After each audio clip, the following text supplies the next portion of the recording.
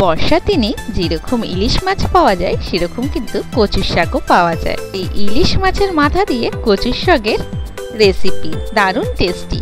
নমস্কার বন্ধুরা, দুর্গাস কিচেনে আপনাদের অনেক অনেক স্বাগত। আমার আজকে নিউ রেসিপি ইলিশ মাছের মাথা দিয়ে কচুর শাক। জন্য আমি ইলিশ মাছের মাথাগুলো নিয়েছি, ওতে নুন আর হলুদ মাখিয়ে রেখে দিলাম।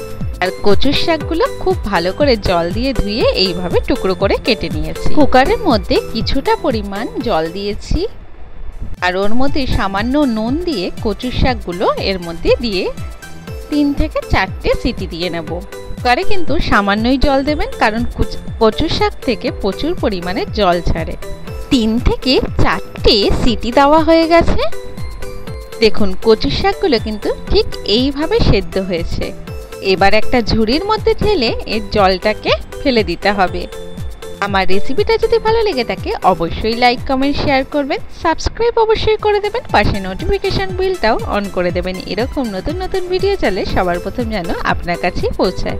এইভাবে হাতা দিয়ে জলটা পুরো চিপে ফেলে দিতে হবে। পর কড়াইতে সর্ষের তেল দিয়ে দেব। এর মধ্যে ইলিশ মাছের মাথাগুলো আমি ভেজে নেব।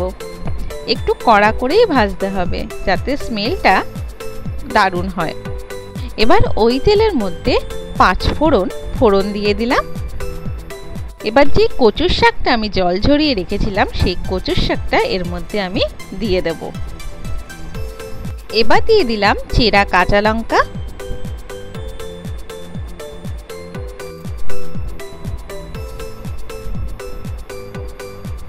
আর দিয়ে দেব হলুদ গুঁড়ো, স্বাদ মতো নুন। এটা দিয়ে খুব ভালো করে এটাকে নাড়াচাড়া করে নিতে হবে, ভাজা ভাজা মতো করে নেব। এবার দিয়ে দিচ্ছি 1.5 চামচ মতো এখানে চিনি। কচুর শাকের রেসিপিতে কিন্তু মিষ্টির পরিমাণটা একটু বেশিই লাগে, তাতে এর স্বাদ কিন্তু ভীষণ ভালো আসে। এখন গ্যাসের ফ্লেমটা লো করে এইভাবে মিনিট 5 ভাজা ভাজা করতে হবে। মোটামুটি জল ঠল শুকিয়ে এসছে, ঠিক সেই সময় আমি এখানে ইলিশ মাছের মাথাগুলো এইভাবে দিয়ে দেব। দিয়ে একটা মাথা পুরো টুকরো করে দিয়েছি আর একটা মাথা গোটাই রেখেছি, যাতে গন্ধটা একদম কচুর শাকের মধ্যে ঢুকে যায়। এইভাবে আর একটু সময় ভাজা ভাজা করে নেব। খুব সহজেই ইলিশ মাছের মাথা দিয়ে কচুর শাকের এই রেসিপিটা কিন্তু তৈরি করে ফেলতে পারেন। আমার রান্না কিন্তু একদম রেডি হয়ে গেছে। দারুণ টেস্টি, দারুণ। যেদিন এই রেসিপিটা করবেন সেদিন কিন্তু একটু বেশি ভাত নিতে হবে, একদম গরম গরম ভাতে কচুর শাক দিয়ে খেতে হবে। ভালো লাগলে অবশ্যই শেয়ার করে দেবেন। সবাই সুস্থ থাকবেন, ভালো থাকবেন, দেখা হবে নতুন ভিডিওতে। Thank you.